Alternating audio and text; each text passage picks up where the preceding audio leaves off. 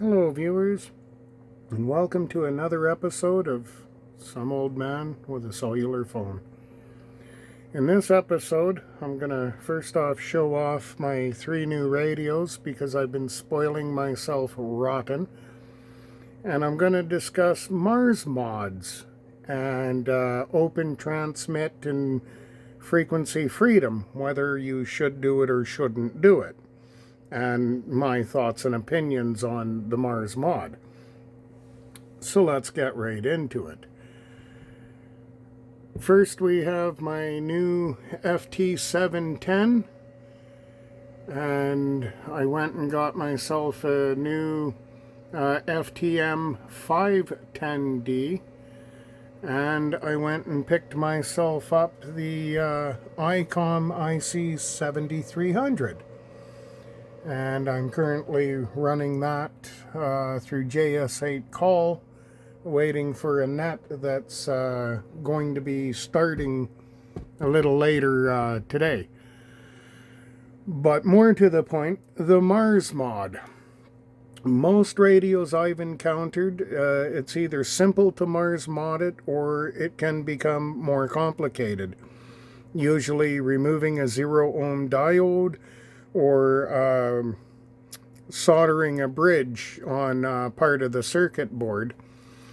I don't cover Mars mods much in my videos. It is, to the best of my knowledge, an unlawful practice. So, to each their own. Now, I do have radios that are open transmit, whether or not I bought them that way or had them converted to be that way. And I did that Mars mod for extreme emergency situations only. The frequencies that I have in the radios that are Mars modded are not frequencies that I use. Sometimes I'll listen into it. We have some highway traffic frequencies known as LADs 1, 2, 3, and 4, as well as the Alberta 6 Open is what it's called. And that's a total of 10 frequencies that I guess you could run through your ham radio. But I only listen to them to get road information when needed. And I just don't transmit out of band. I haven't really had a use for it.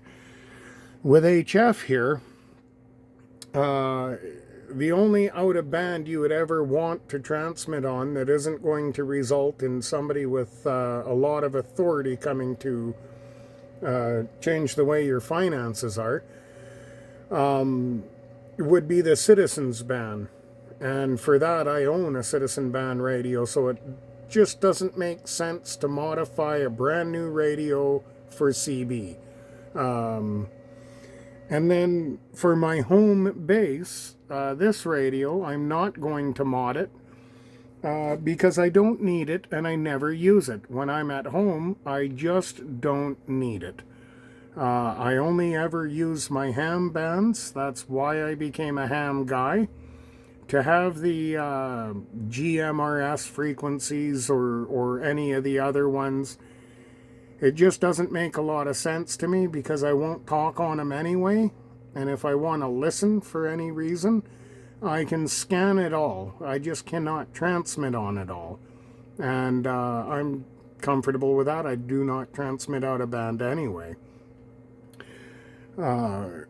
So that's kind of my thoughts, but I do disaster radio or emergency radio. I'm kind of an emergency-minded or prepared-minded individual. But that is for more circumstances like Hurricane Helene, and not just, oh, I'm going to ham shack late at night. In an extreme emergency, I might hear a person in distress who has taken shelter in a taxi cab or a school bus or Parks and Recreation commercial vehicle, and they're in an emergency, they're taking shelter and they're using that radio as a Hail Mary to try and save their life. That I can agree with, and I do very much want the ability to return conversation on that frequency and get them help. And that's my only reason for Mars Mod. So I do have a high frequency radio that is Mars modded, and I do have a UHF VHF ham radio that is Mars modded for that one and only purpose. I will take those radios with me when I go on remote locations, just so that I have them with me, but I've been a ham for about 8 or 9 years and have yet to have a use to transmit out of the ham bands. Aside from that, those are just my thoughts on the Mars mod, and this is my opportunity to show YouTube all my new toys. Pardon me for the terrible camera handling. I am an old man and an amateur at the same time. Alright, that's all I have to share with you for today. Thank you very much for watching. Do leave comments in the comment section. Let me know if you're a Mars modder or not. Tell me your thoughts and opinions on the Mars mod and emergency radio. That would make great commenting and discourse. And if you're still with me at this point, I'm going to take the time to profoundly apologize to you on behalf of YouTube.